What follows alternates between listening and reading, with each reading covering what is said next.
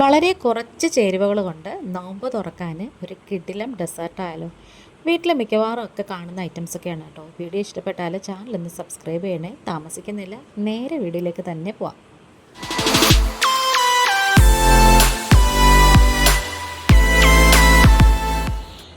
ഞാനിവിടെ 2 table spoon കസ്കസ്, സബ്ജ seed എന്നൊക്കെ പറയില്ലേ, കുതിർത്ത് വെച്ചിട്ടുണ്ട്. അതൊക്കെ നല്ലോണം വീർത്ത് വന്നിട്ടുണ്ട്. അതങ്ങോട്ട് നമുക്ക് ഒരറ്റത്തേക്ക് മാറ്റി വയ്ക്കാം. ഈ സബ്ജ സീഡ് വളരെ ഹെൽത്തി ആയിട്ടുള്ളൊരു സംഭവം കൂടിയാണ് കേട്ടോ.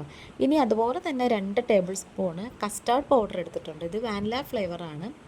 അതിലേക്ക് നമുക്ക് കുറച്ച് പാലും കൂടി ഒഴിച്ച് കൊടുത്തിട്ട് കട്ടയൊന്നും ഇല്ലാതെ നന്നായിട്ടിങ്ങനെ ഉടച്ച് ഒന്ന് മിക്സ് ചെയ്ത് വെക്കണേ. നല്ലോണം തന്നെ ഒന്ന് ഇളക്കി കൊടുക്കണം. ഇത് കുറച്ച് കട്ടിയായിട്ട് തോന്നും നമ്മൾ സ്പൂൺ കൊണ്ട് മിക്സ് ചെയ്യുമ്പോൾ ഉണ്ടല്ലോ. ഇനി ഞാനിവിടെ 1/2 ലിറ്റർ പാലെടുത്തിട്ടുണ്ട് കേട്ടോ. ആ പാലിലേക്ക് ഒരു ഇച്ചിരി വെള്ളം കൂടി ഒഴിച്ചു കൊടുത്തിട്ടുണ്ട്. കാരണം നല്ല കട്ടിയായിട്ടുള്ള ഒരു പാലാണേ. ഇനി അത് തിളയ്ക്കാൻ വയ്ക്കാം. ഇടയ്ക്കിടയ്ക്കൊന്ന് ഇളക്കി കൊടുക്കണം. പിന്നെ നമ്മുടെ വീട്ടിൽ മിക്കവാറും ഒക്കെ കാണുന്ന പഴമില്ലേ, ഇത് കാവേരി, നമ്മൾ സുന്ദരിക്കാന്നൊക്കെ പറയും. ഇതല്ല നിങ്ങളുടെ വീട്ടിൽ ഏത് പഴമാണെന്നുണ്ടെന്ന് വെച്ചാൽ അതെടുത്താൽ മതി കേട്ടോ.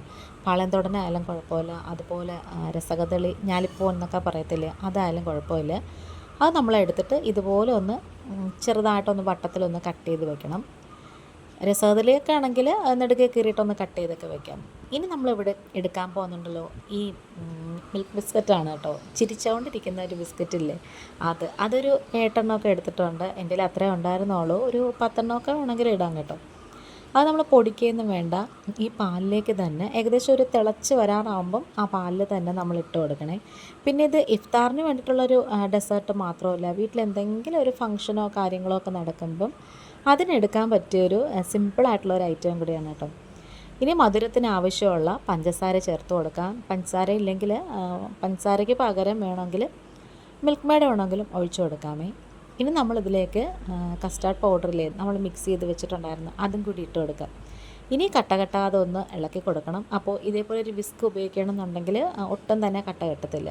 പിന്നെ ഈ വീഡിയോ കണ്ടുകൊണ്ടിരിക്കുന്ന സമയത്ത് ചാനൽ ഇഷ്ടപ്പെടുകയാണെന്നുണ്ടെങ്കിൽ ഒന്ന് ലൈക്ക് ചെയ്യുകയും ഷെയർ ചെയ്യുകയും കമൻറ്റ് ചെയ്യുകയും സബ്സ്ക്രൈബ് ചെയ്ത് സപ്പോർട്ട് ചെയ്യുകയും ചെയ്യണേ. നിങ്ങളുടെ ഓരോരുത്തരുടെയും സപ്പോർട്ടാണ് കേട്ടോ നമുക്ക് കുറച്ച് ഇൻസ്പിറേഷനൊക്കെ തരുന്നത്. അപ്പോൾ ഇത് ഏകദേശം ഒന്ന് അവിടെ ഒന്ന് ഉടഞ്ഞ് വന്നിട്ടുണ്ട്. നമ്മൾ തവിയൊക്കെ വെച്ച് ഒന്ന് കുത്തിപ്പൊട്ടിച്ചൊക്കെ കൊടുത്താൽ മതി. മൊത്തം അങ്ങ് പേസ്റ്റ് പോലെ ആവണ്ട, അവിടെ ഒന്ന് കടിക്കാൻ കിട്ടണം. വേണമെന്നുണ്ടെങ്കിൽ നമുക്കിത് ഇതിന് പകരം റസ്ക് ഉണ്ടെങ്കിലുണ്ടല്ലോ അതിട്ടാലും മതി.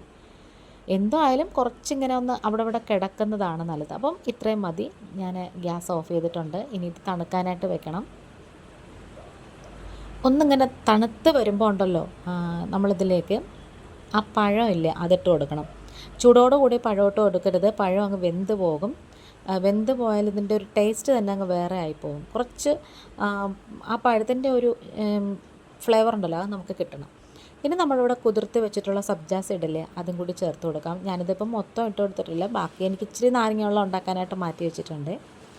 അതും കൂടി ഇട്ടിട്ട് നന്നായിട്ട് ഇങ്ങനെ ഇളക്കി കൊടുത്തതിന് ശേഷം കപ്പലണ്ടി ഇല്ലേ അതും കൂടി ചേർത്ത് കൊടുക്കാം.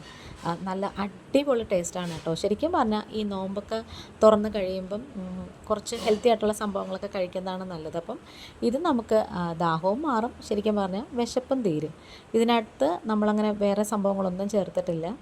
ഫ്രൂട്ട്സ് വേണമെന്നുണ്ടെങ്കിൽ ഉപയോഗിക്കാം, പക്ഷെ നമ്മളിത് വീട്ടിലെപ്പോഴും കാണുന്നത് പഴമല്ലേ. അങ്ങനത്തെ തണുപ്പൊക്കെ നല്ലോണം തണുപ്പിച്ചെടുത്തിട്ടുണ്ട്. ഒരു 2-2.5 മണിക്കൂറോളം ഞാൻ ഫ്രിഡ്ജ് വെച്ചിട്ടുണ്ടായിരുന്നേ.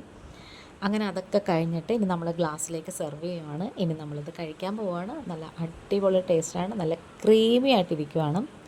പിന്നെ കസ്റ്റാർഡ് പൗഡറിൻ്റെയൊക്കെ ഒരു ടേസ്റ്റ് ഉണ്ടല്ലോ, അത് നല്ല അടിപൊളിയാണ് കേട്ടോ. ഇനി നമുക്കിതൊന്ന് കഴിച്ച് നോക്കാം.